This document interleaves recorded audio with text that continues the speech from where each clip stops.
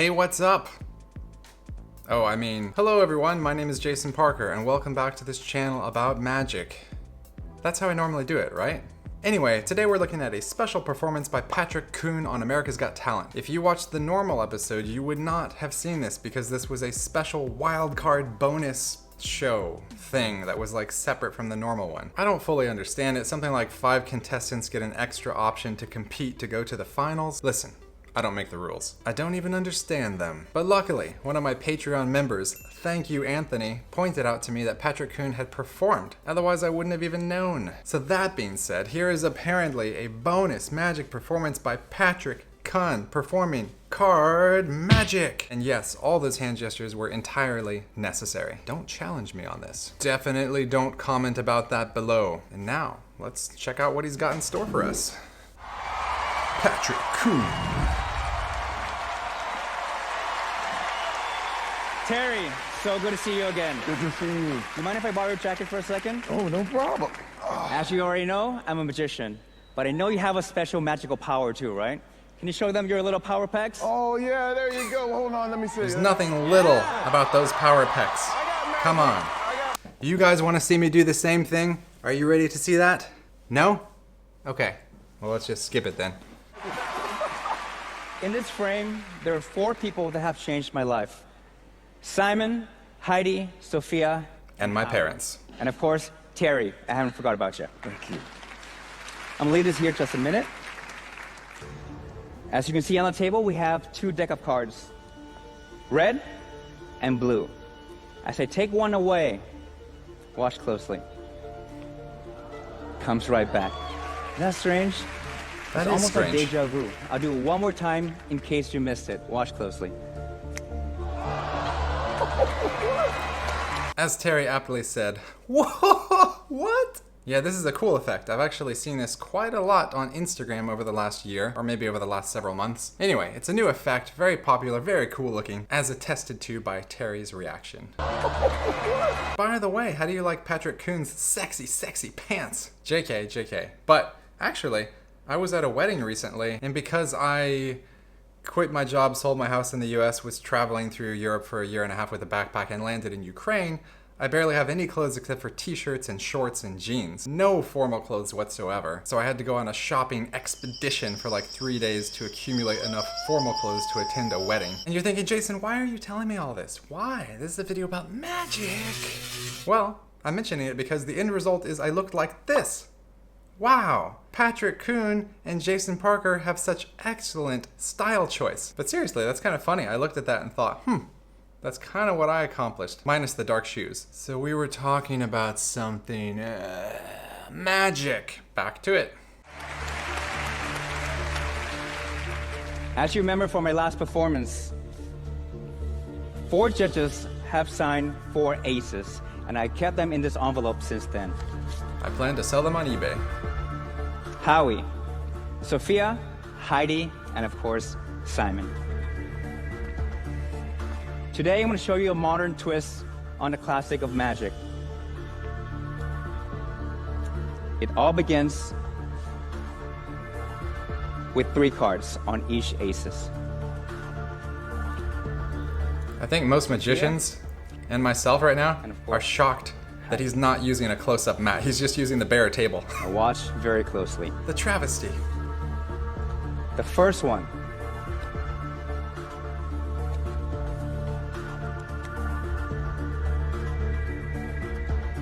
Gone. 1, 2, 3. Gone but not forgotten. Sophia's next. This time, you can see the moment Nice. actually happens I love that in move. midair.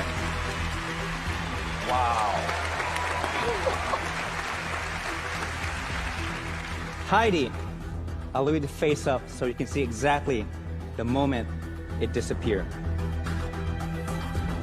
I like it. He's kind of doing the same thing each time, but he puts a little variation there so you can, the presentation is important. Have now joined Simon. Dun, dun, dun. But as I mentioned before, a picture is worth 1,000 words. Watch closely. Did you mention that before? That's 1, that's 2, that's 3, and that's 4 of the judges right here.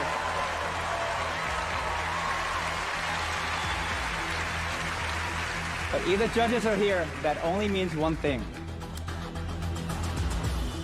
All 4 cards perfectly framed.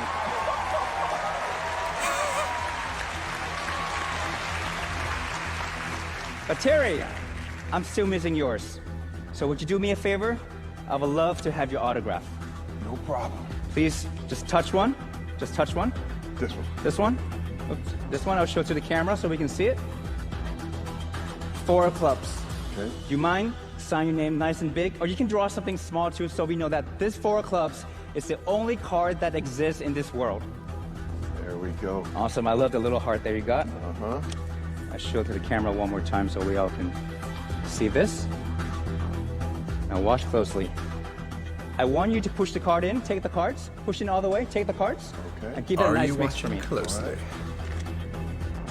Now ladies and gentlemen, all 4 aces. By the way, if you want to learn how to really shuffle cards, not like that.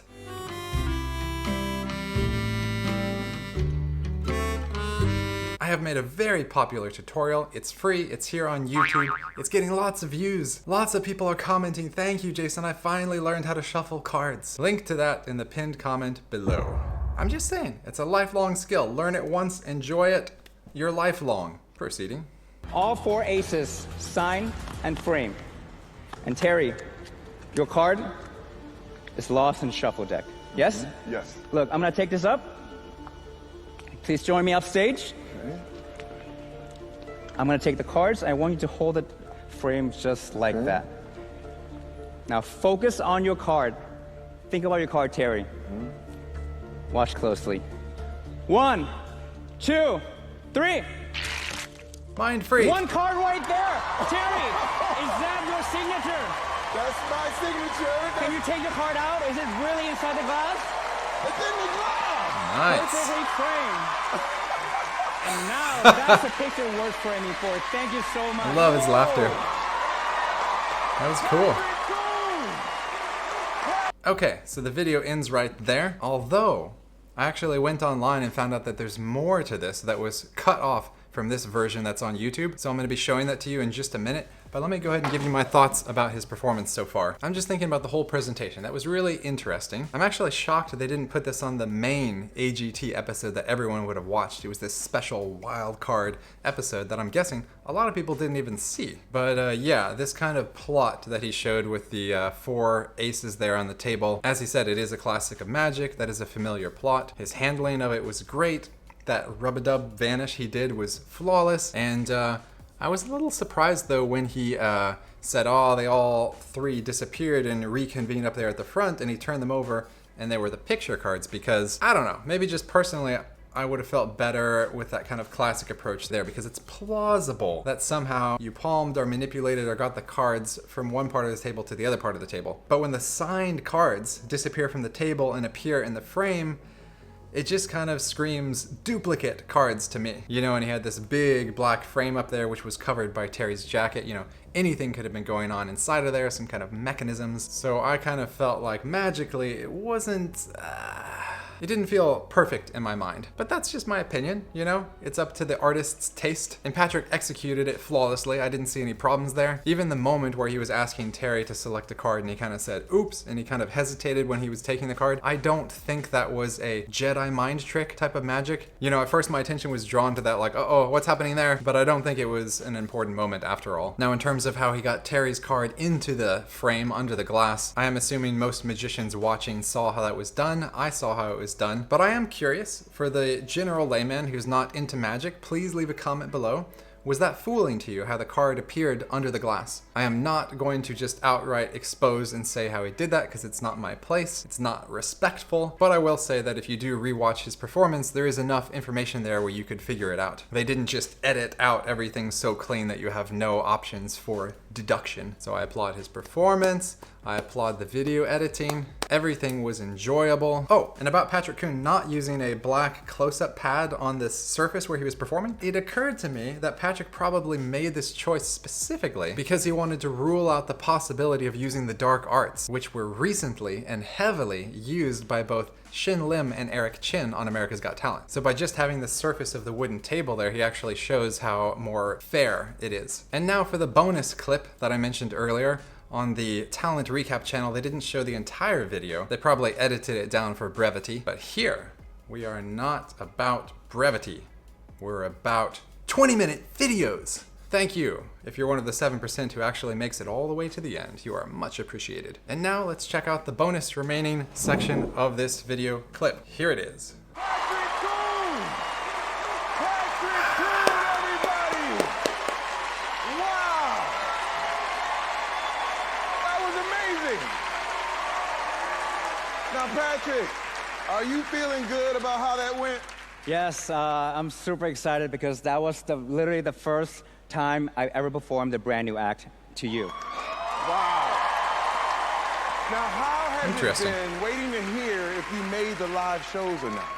Oh, it's been, nervous, but I'm excited to kind of share what I've been working on too. So I hope America votes for me, and I can't wait to share what I have coming up next. Again, I feel like I'm confused with the rules here in AGT. He's still waiting to find out if he's gonna get into the live show? Like, he got the yes votes, right? So he's moving on. Why is he doing this wild card thing? Why does he still not know if he'll be in the next round? Because there were the auditions, then there were the live shows, then they have like quarterly finals or semifinals. I don't know. Maybe it just doesn't matter. Anyway. Well, Patrick, you are one vote away from performing live in Hollywood for all of America. How big of a deal is this for you? I really cannot wait to share what I have, and I promise I will not disappoint you. All right. Well, good luck, Patrick. To put Patrick through to the live shows, you got to vote. Tweet hashtag AGT WILDCARD and tag @PatrickKunMagic. Voting is open until August 13th at 7 a.m. Eastern, and we'll get the result on the live show on August 24th. Coming up, an Army vet who's... So yeah, there's a little bit of details about how the wild card episode worked and how it incorporates with the live show, I guess. So Patrick stated that he's excited about what he's got to share with people next, and I am hoping he gets on to the next level because I want to see what it is. Smash like on this video if you support Patrick Kun, if you enjoyed his magic, if you like magic in general, if you like my reaction, if you like drinking water, if you're carbon-based. Any of these reasons are a good reason for smashing like. Oh my bad, there's a little bit extra on this clip. Let's check it out. Hey, right there.